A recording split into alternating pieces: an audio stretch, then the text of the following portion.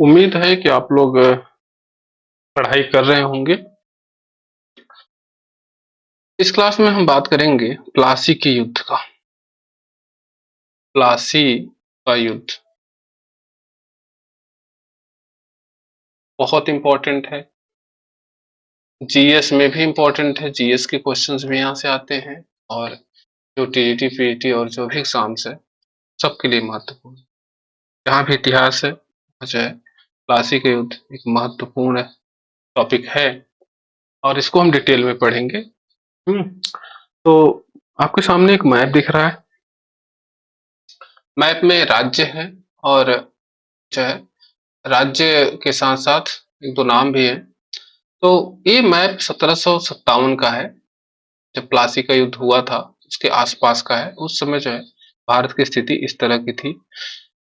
एक जो मुगल बादशाह था, वो मुगल साम्राज्य जो था उस समय तक, वो जो है उसका पतन हो गया था, हो रहा था ना। मुगल साम्राज्य, मुगल मुगल सत्ता का पतन हो रहा था और उसकी जगह ढेर सारे अलग अलग छोटे छोटे राज्य वो आ गए। तो उन्हीं राज्यों के लिए ये मैप है, उन्हीं राज्यों के बारे में ये मैप है।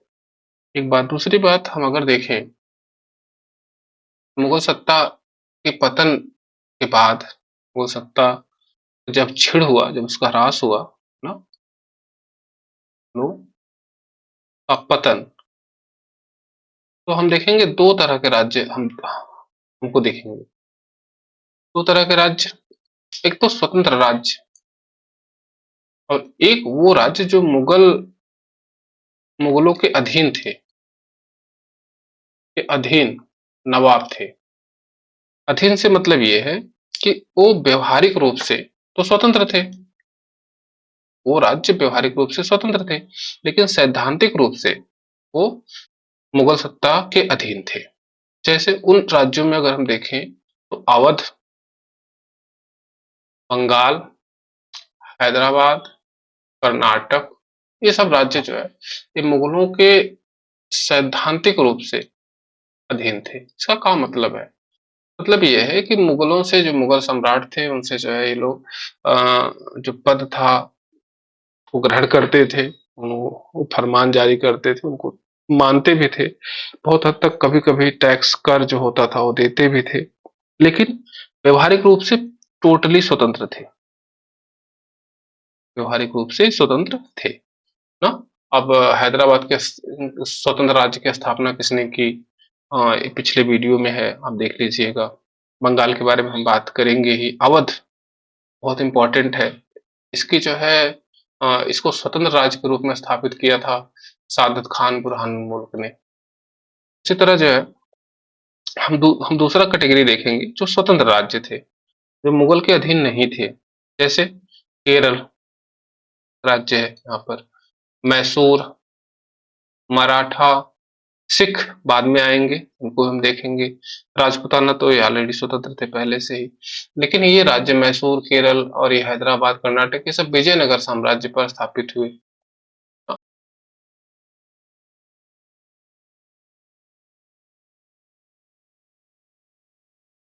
मैसूर जो है विजयनगर साम्राज्य के पतन पर स्थापित हुआ।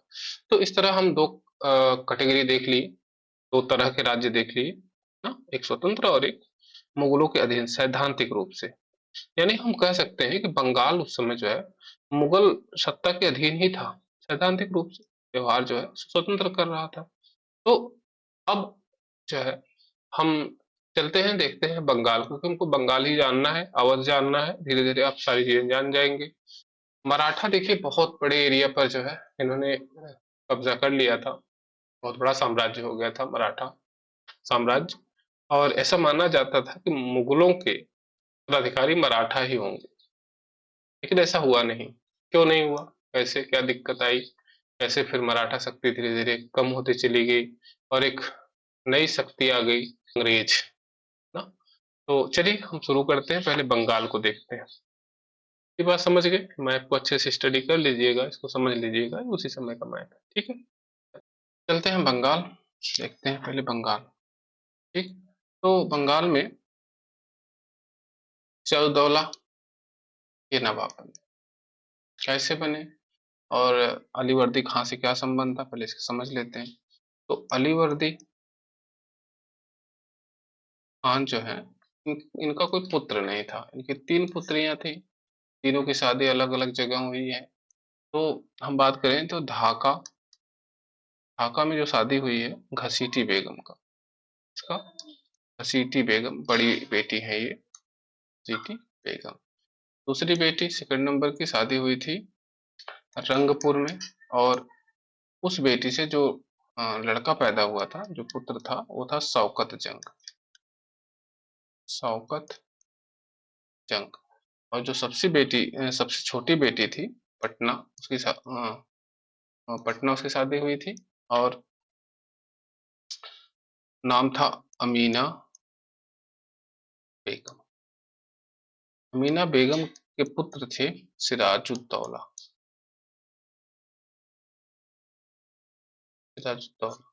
अब सिराजुद्दौला को अलीवर्दी खान ने उत्तराधिकारी नियुक्त कर दिया था। ठीक। तो अब सिराजुद्दौला जो है अलीवर्दी खां के बेटी की बेटी थे। ठीक। अब जब उत्तराधिकारी नियुक्त किया तो हम यही समझ लेते हैं, बंगाल के 3 दावेदार, एक तो घसीटी बेगम, शौकत जंग, और एक व्यक्ति और हो गया मीर जाफर।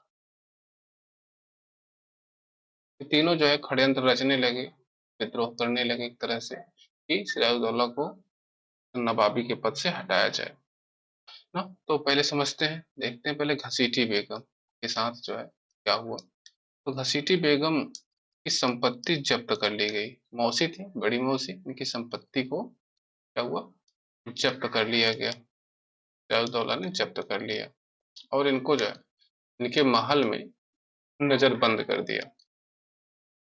एक बात जो है ये जानते रहिए। दूसरी बात अगर हम बात करें शौकत जंग की, देखिए शौकत जंग इसने क्या किया कि मुगल बादशाह से, हम पहले बात कर चुके हैं कि सैद्धांतिक रूप से मुगल बादशाह के, साम्राज्य के अंतर्गत ही बंगाल आता था। तो जो शौकत जंग है, शौकत जंग ने क्या किया कि मुगल बादशाह से बंगाल की सूबेदारी प्राप्त कर ली, बंगाल की सूबेदारी या नवाबी वो प्राप्त कर ली। अब जब प्राप्त कर ली तो भाई ये दावेदार तो वैसे भी था, और दावेदार हो गया, इसका दावा और पक्का हो गया।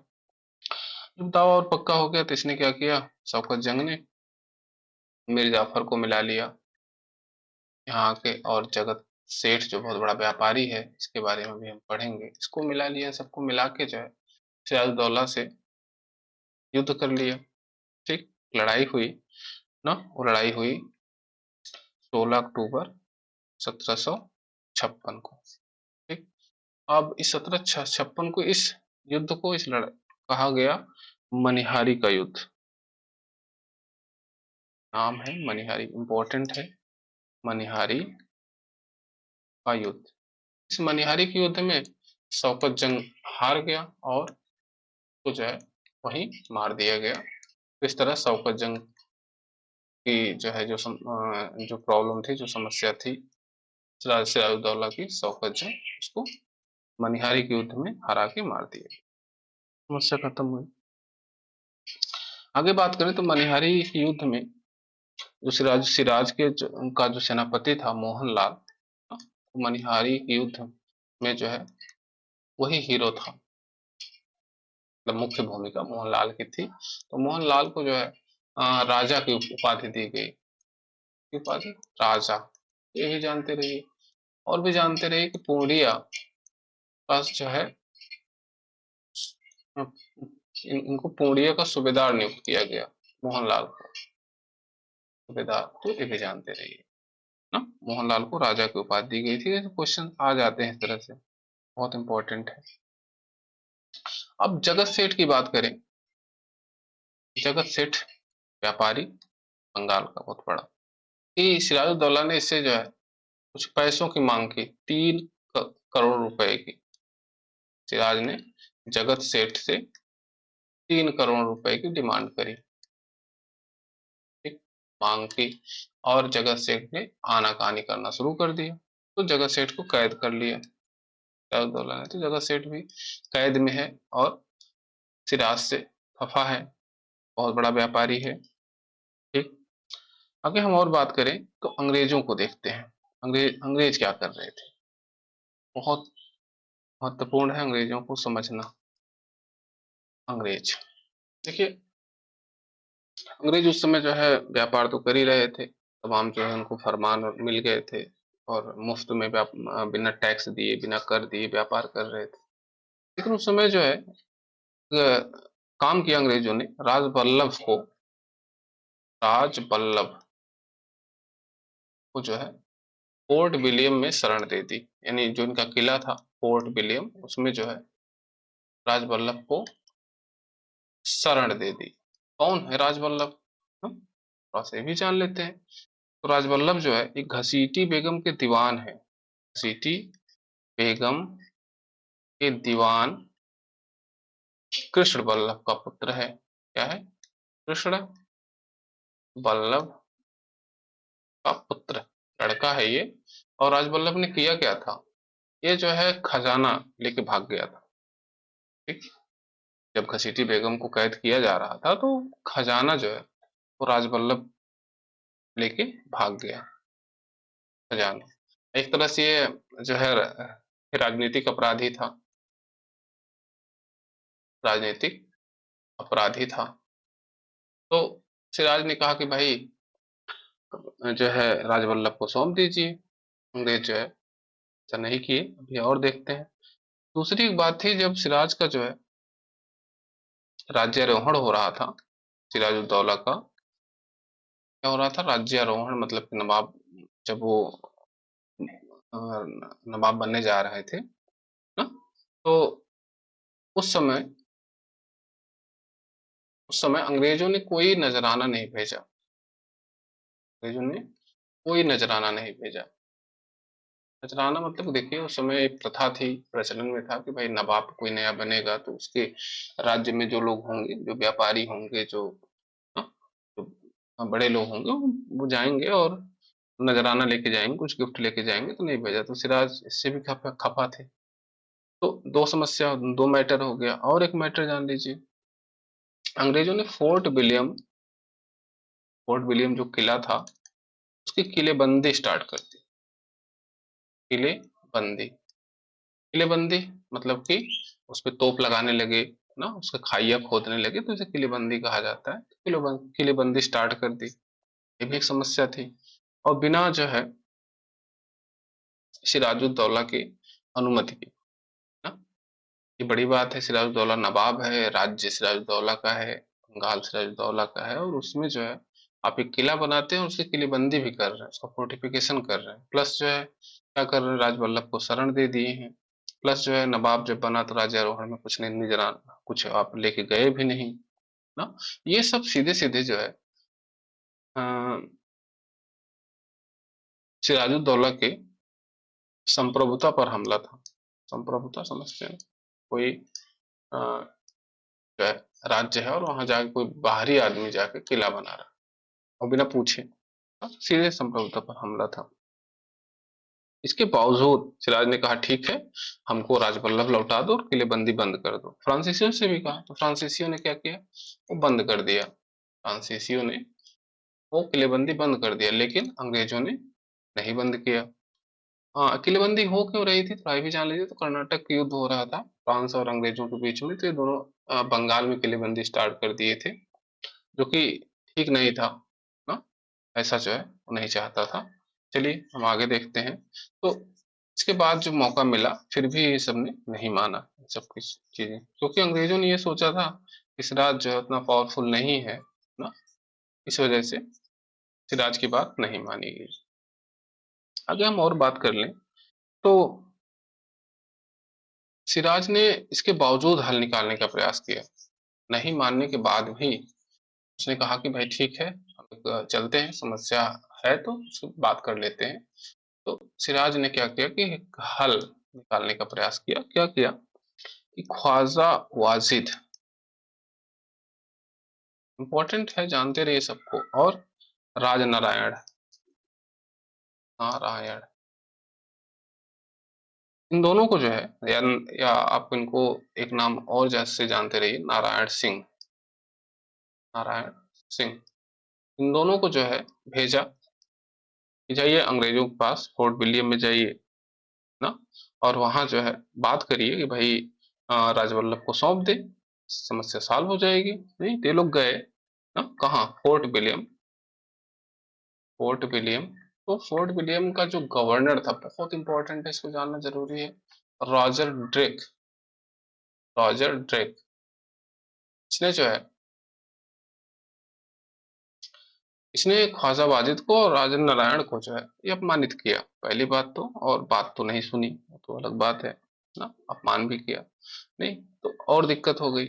अब जब नकुल हो गया, अब सिंपल सा है कि सिराज के पास क्या जो है क्या करने को है, तो बस वही है, अब आक्रमण किया जाए और इस अंग्रेजों को सबक सिखाया जाए, सिखाना पड़ेगा। तो चलिए, सबसे पहले सिराज ने जो है हमला किया 15 जून 1756 को फोर्ट विलियम पर। तो फोर्ट विलियम से पहले हम समझ लेते हैं कि एक सेनापति हैं दुर्लभ, सिराज के सेनापति दुर्लभ राय, या राय दुर्लभ भी कहा जाता है, राय दुर्लभ नाम जानते रहिए।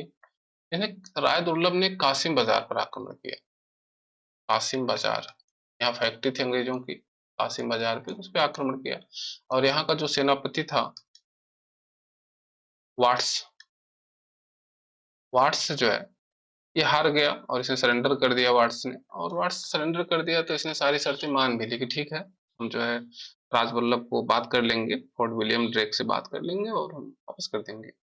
हाँ, लेकिन इसने सारी शर्तें मान ली, फिर भी जो है, जो ड्रेक था, फोर्ट विलियम का गवर्नर जो था, उसने शर्तों को मानने से इनकार कर दिया, इनकार कि ना, हम ये सब ना मानेंगे, हम ना वापस करेंगे। जब ड्रेक ने इनकार कर दिया, तो अब तो कोई चांस बचता ही नहीं, अब तो सीधे सीधे जो है कि तोड़ाई होगी ना। तो 15,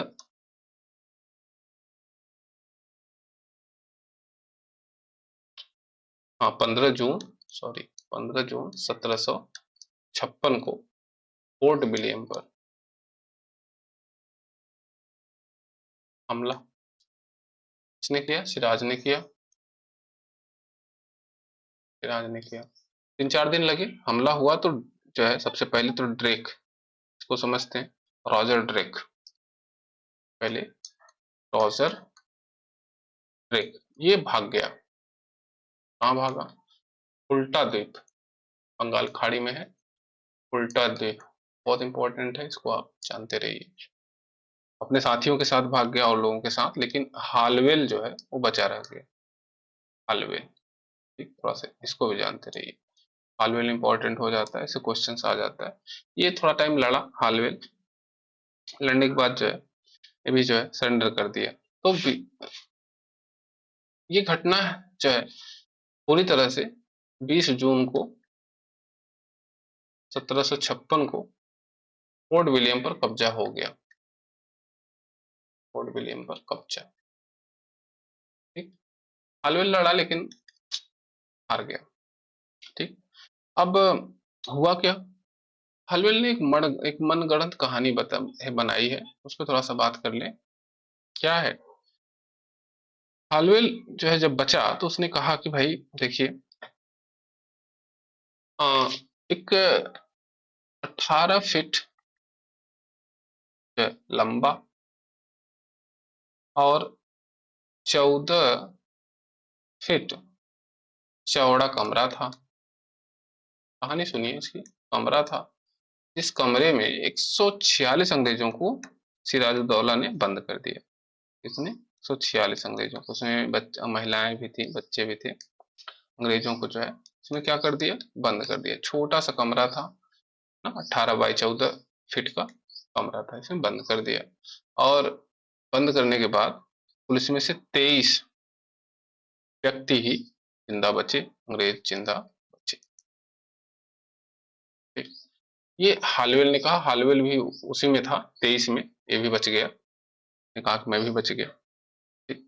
ये घटना कब की है?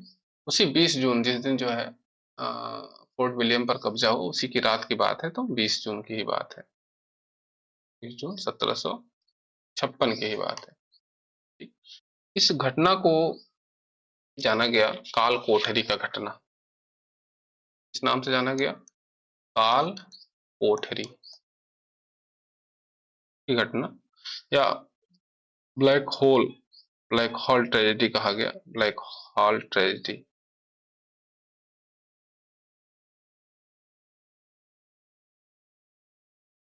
अब अगर इस ट्रेजेडी की बात करें, ये मनगढ़ंत थी क्या था ना, इस पे बात कर ले तो दो जो है इतिहासकारों की बात कर ले। जैसे उस समय के समकालीन जो इतिहासकार थे, समकालीन इतिहासकार उसी टाइम के ना, उनकी उनका बहुत इंपॉर्टेंट हो जाता है। वो है गुलाम हुसैन।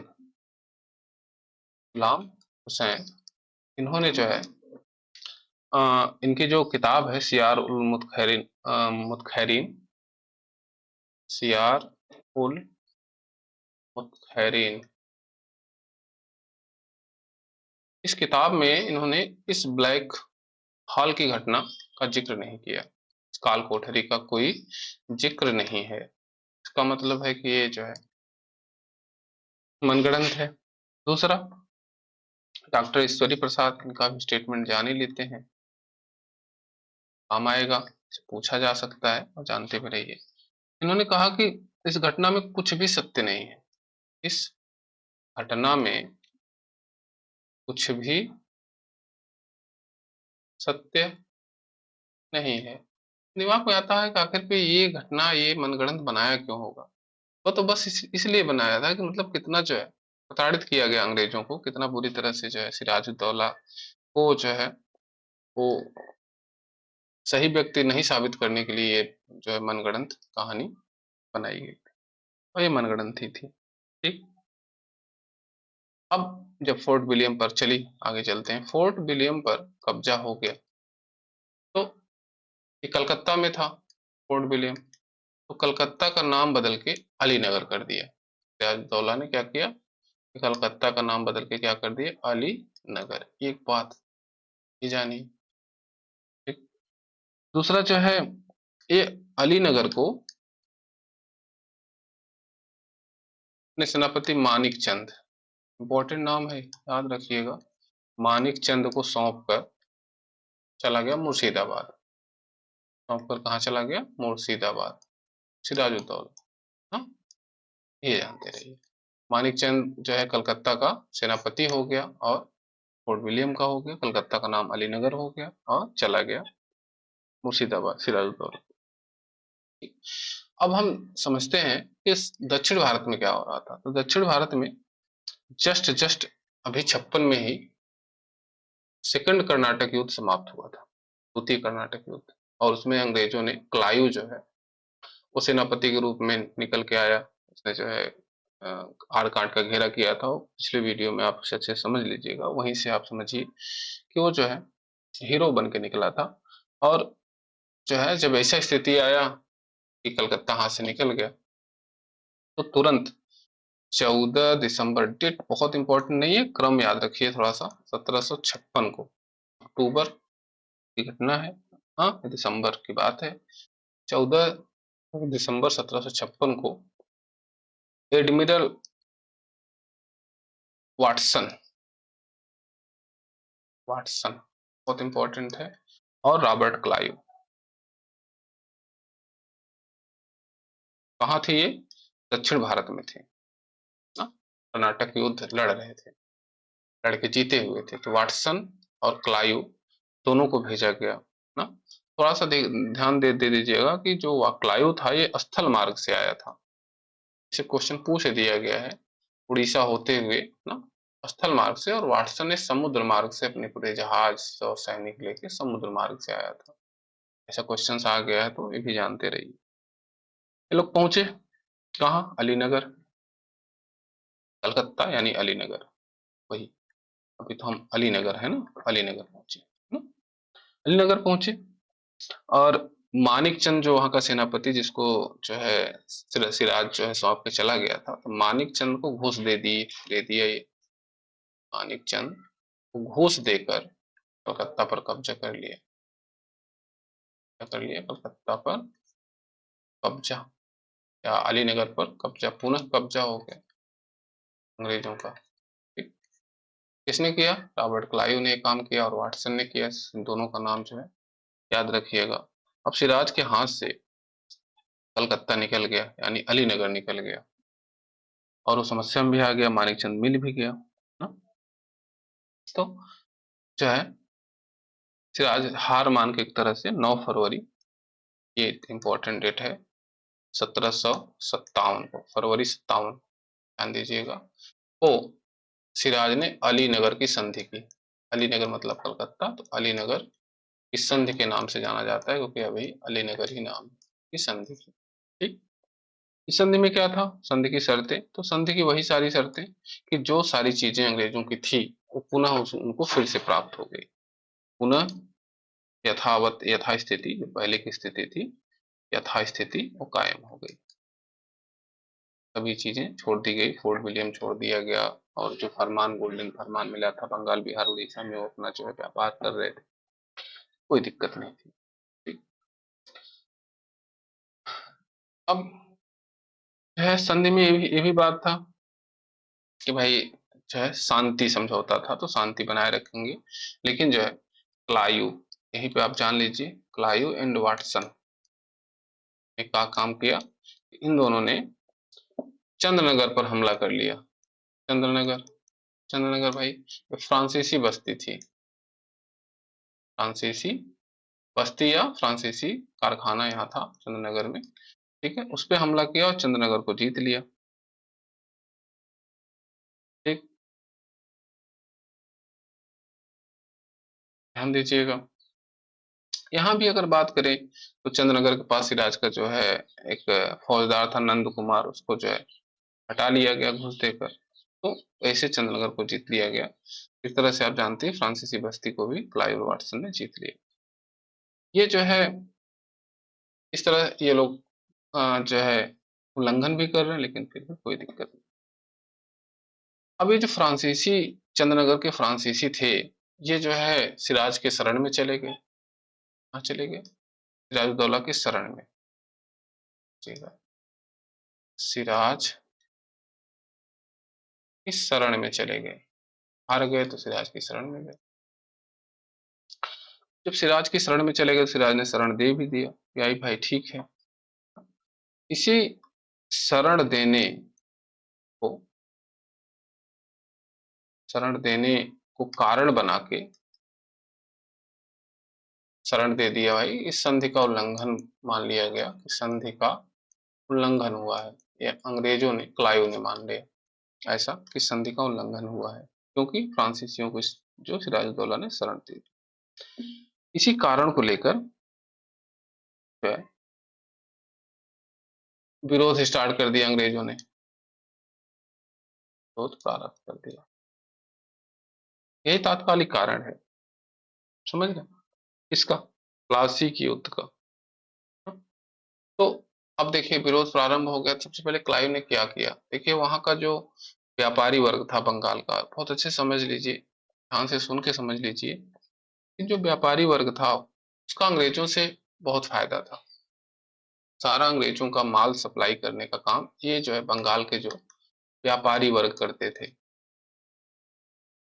ये बंगाल के दूर दराज इलाकों से सारा कच्चा माल इकट्ठा करते थे और अंग्रेजों को देते थे, तो उनको बड़ा प्रॉफिट था।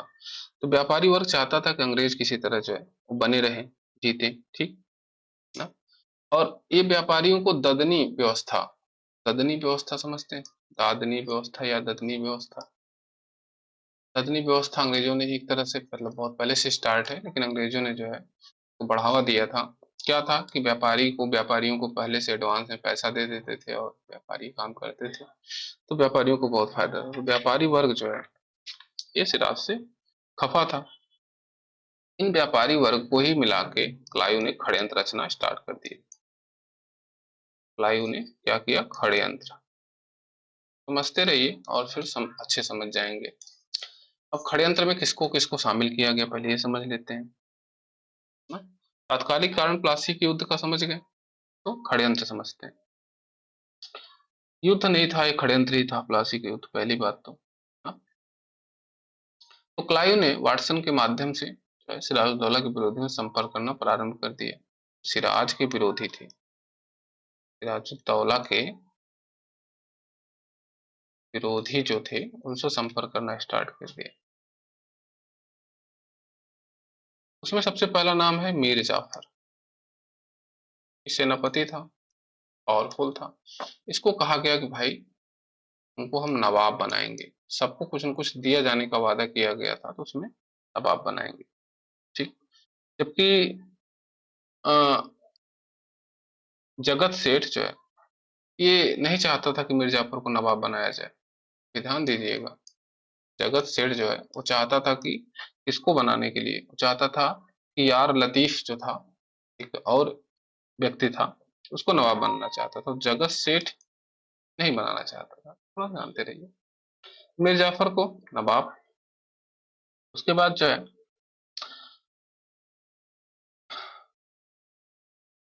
राय दुर्लभ या दुर्लभ राय, ये भी षड्यंत्र में शामिल हो गया। मानिक चंद जो कलकत्ता में घुस लिया था, मानिक चंद, इसको भी शामिल किया गया। अमी चंद व्यापारी है, अमीन चंद या अमी चंद, कोई भी नाम रख, दोनों नाम आता है। ये कलकत्ता का अधिकारी था, भी जानते रहिएगा, कलकत्ता का अधिकारी। और कौन था षड्यंत्र में? जगत सेठ, द मोस्ट इंपॉर्टेंट व्यक्ति, जगत सेठ, ये बहुत बड़ा व्यापारी था और अंग्रेजों से खूब इसकी जमती थी। महताब राय, ये सारे नाम से पूछे गए हैं इसलिए थोड़ा सा जरूरी है, इसको जानते रहिए। ये सब अंग्रेजों की तरफ हो गए, अंग्रेजों की तरफ। ठीक, और सबको कुछ न कुछ जो है देना तय किया गया। अभी बताते हैं कि कौन कौन क्या हुआ। इन सब से क्या की गई? एक संधि की गई। अंग्रेजों ने, क्लाइव ने क्या किया कि इन सबसे एक संधि की। संधि हुई 10 जून को, 10 जून 1757 को। संधि में इन सबसे संधि की गई, यानी जो षड्यंत्रकारी थे उनसे, षड्यंत्रकारी कहेंगे या गद्दार कहेंगे, ठीक, अपने फायदे के लिए बंगाल को बेच रहे हैं लोग। ये थी, बहुत बड़े गद्दार थी ये जगत सेठ और ये लोग ना। तो सबको क्या दिया, दिए जाने की बात की गई, थोड़ा सा इस पे जानते हैं। सबको नहीं है, अमी चंद मोस्ट इंपॉर्टेंट व्यक्ति है ना? अमी चंद ने क्या किया, जब ये संधि हो गई तो अमी चंद ने कहा कि भाई हम जो है सिराज को बता देंगे। अमी चंद ने क्या किया, इसने धमकी दी, हम ये जो षड्यंत्र कर रहे हो तुम लोग ना, क्लाइव को धमकी दी कि भाई हम सिराज को बता देंगे। अब क्लाइव को दिक्कत आ गई, भाई इसका मुंह कैसे बंद किया जाए ना।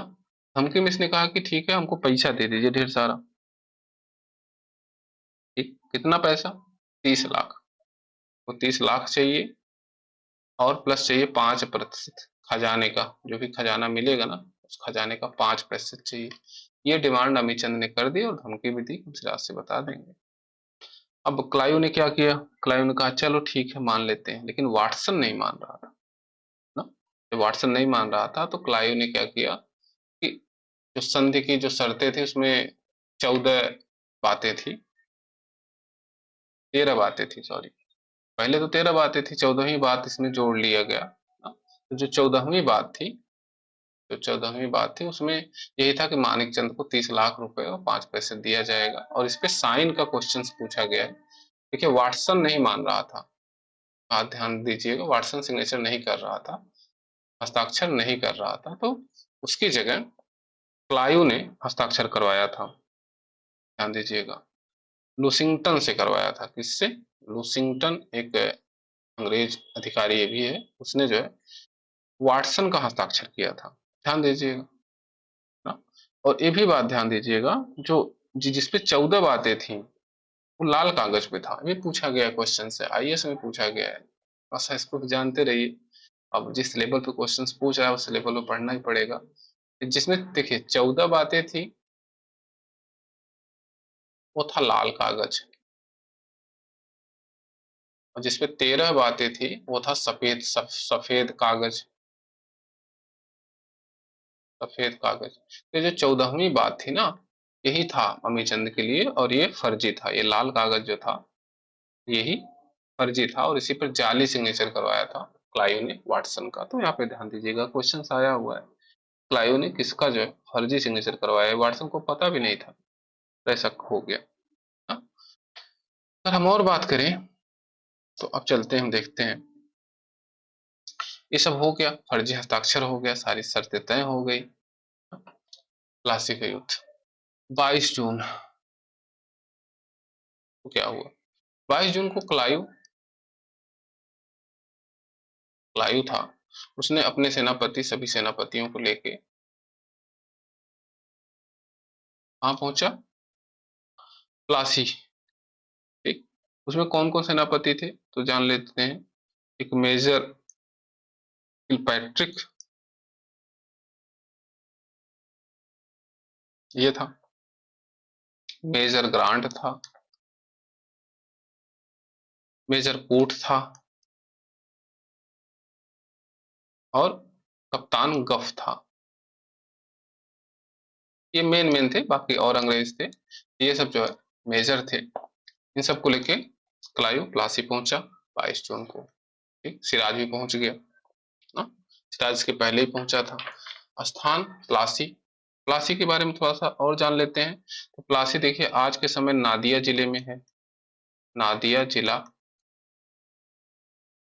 बंगाल। ठीक, ये भागीरथी की नदी के किनारे है, थोड़ा सा इसको भी जानते रहिए, पूछा गया है। भागीरथी नदी के किनारे पर यह स्थान था। तो दो चीजें जान लीजिए। चलिए आगे चलते हैं। सिराज की तरफ से कौन कौन है? सिराज की तरफ से कौन कौन है? तो मीर जाफर एक, यार यार लुत्फ, यानी यार लतीफ, ये अधिकारी था, पीछे बात कर चुके थे। राय दुर्लभ, ये भी अधिकारी था। ये विश्वास पात्र थे सिराज के। मीर मदान, इनको जानना बहुत जरूरी है। मीर मदान और मोहनलाल, इनको राजा की उपाधि मिली है, पूर्णिया के ये सूबेदार हैं मीर मदान। और जो है कुछ फ्रांसीसी थे, फ्रांसीसी जिनको शरण दिया था, ये तात्कालिक कारण था ना, चंद्रनगर की बस्ती को जब लूटा गया था, कुछ फ्रांसीसी इंडिया पर चले गए थे, कुछ फ्रांसीसी थे। करीब 40-50 सैनिक थे फ्रांसीसियों के। सेनापति कौन था तो ये जान लीजिए, सिनफ्रे था। सिनफ्रे, फ्रांसीसी सेनापति सिनफ्रे, तो इनको भी जानते रहे। ये भी, ये सब सिराज की तरफ से थे। ठीक, अब 22 जून को ये सब इकट्ठा हुए, और 23 जून मोस्ट इंपॉर्टेंट दिन 23 जून इंपॉर्टेंट है, इसको डेट को याद रखना पड़ेगा। 1757 को लड़ाई स्टार्ट हो जाती है, युद्ध स्टार्ट हो जाता है। छोटा सा युद्ध होता है, कोई युद्ध नहीं था, बस खाली झड़प होती है। कैसे होती है? देखिए मीर जाफर, यार लतीफ और राय दुर्लभ, ये तीनों जो है ये लड़े ही नहीं। ये पहले से घुस खा लिए थे, पहले से जो है इनका जो है वो हो गया था गठबंधन अंग्रेजों से। मीर मदान, मोहनलाल और फ्रांसीसी ये लड़े। बहुत इंपॉर्टेंट है। कौन कौन लड़ा? मीर मदान, मोहनलाल, मोहनलाल, सॉरी मोहनलाल लिख लीजिए, मोहनलाल और मीर मदान और फ्रांसीसी, ये लड़े। अब इसमें से जो मीर मदान थे, मीर मदान, इनको गोली लग गई, और वहीं पर तो गोली लग गई, उनकी मृत्यु हो गई। ठीक, जब गोली लग गई, मृत्यु हो गई, तो सिराज जो है वो पहुंचा मीर जाफर के पास। भाई क्या किया जाए, तुम लड़ नहीं रहे हो। सिराज ने कहा कि आप जो है भाग जाइए, ज्यादा ठीक है। उसने सलाह दिया कि आप भाग जाइए, और सेना जो है, जो मोहनलाल के अंदर में थी उसको बुला लीजिए और आप भाग जाइए। जब मोहनलाल के अंदर में जो सेना थी उसको जब बुला लिया गया तो सेना में भागदौड़ मच गई और उस कंडीशन में सिराज को भागना पड़ा। ठीक, तो बस थोड़ा सा जो है झड़प हुआ और कुछ नहीं हुआ। झड़प, ठीक, इसमें अगर झड़प में बात करें 29 जो है वो अंग्रेज मारे गए और 500 व्यक्ति जो है वो नवाब के यानी सिराज के मारे गए। सिराज के मारे गए। ठीक, जानते रहिए छोटी सी झड़प, जबकि ऐसा है कि 50,000 सेना जो है वो सिराज के पास थी, 3200 सैनिक केवल जो है अंग्रेजों के पास था। ऐसा कुछ आंकड़ा है, तो आंकड़े में मत जाइए, यहाँ से नहीं पूछा जाए, डेट इंपॉर्टेंट है, ये जानते रहिए।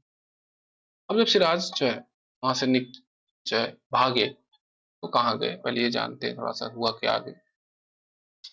तो ये सिराज जो है मुर्शिदाबाद पहुंचे, अपनी राजधानी मुर्शिदाबाद, प्लासी से। ठीक, वहां इनकी पत्नी है लुफ्त निसा, लुत्फ निसा, इनको लेके, ठीक, और एक नौकर को साथ लेके वहां से निकल लिए मुर्शिदाबाद से। ठीक, लेकिन जो है अंग्रेजों ने उनको पकड़ लिया, मुखबिरी हो गई ना, एक दाना शाह का फकीर था, उसने मुखबिरी मुखबिरी कर दिया और अंग्रेजों ने पकड़ लिया। पकड़ लिया, पकड़ने के बाद क्या हुआ कि जो मीर जाफर का पुत्र था, मीर जाफर का पुत्र है मीरन, इंपॉर्टेंट है जानते रहिए। मीरन के संरक्षण में इनको जो है कैद में भेज दिया गया, जेल भेज दिया गया, जेल भेज दिया गया। और मीरन के कहने पर ही संभवतः मोहम्मद बेग ने सिराजुद्दौला की हत्या कर दी। किसने? मोहम्मद बेग ने सिराज की हत्या कर दी बाद में, कुछ समय बाद हत्या कर दी।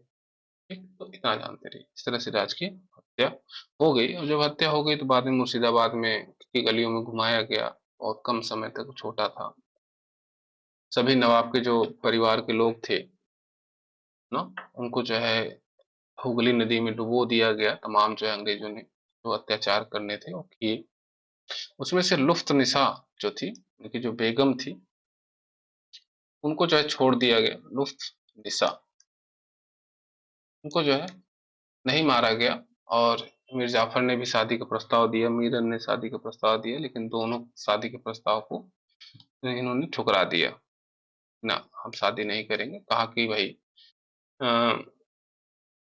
हाथी की सवारी करने के बाद गधे की सवारी कौन करता है, इस तरह का जो है स्टेटमेंट है लुत्फुन्निसा का, तो ये भी जानते रहिए। अब यहाँ से थोड़ा सा एक चीज और समझ लेते हैं, बस थोड़ा सा। के.एम. पनिक्कर ने क्या कहा इस युद्ध पे? के.एम. पनिक्कर इतिहासकार हैं, पनिक्कर महोदय, इन्होंने कहा कि प्लासी का युद्ध युद्ध न होकर एक सौदा था। क्या था? युद्ध न होकर यह तो एक सौदा था। सही बात है, एक सौदा ही था, कोई युद्ध हुआ ही नहीं, झड़प हुई। इसमें इस सौदे में हुआ क्या कि बंगाल के धनी सेठों ने मिर्जाफर, बंगाल के धनी सेठों ने प्लस मिर्जाफर ने